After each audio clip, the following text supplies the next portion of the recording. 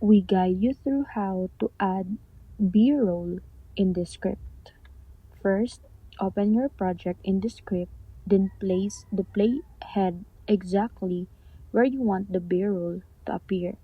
Click the Media tab on the left side and either upload your own video clips or choose from Descript's built-in stock media library.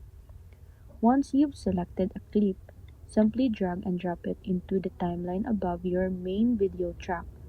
Adjust the B-roll by dragging its edges to make it longer or shorter so it matches your narration perfectly.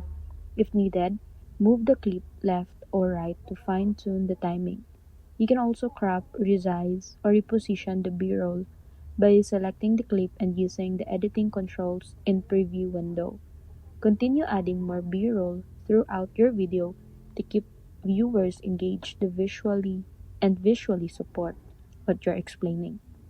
When everything looks good, preview your project to make sure transitions and timing are smooth, then export your video in preferred quality.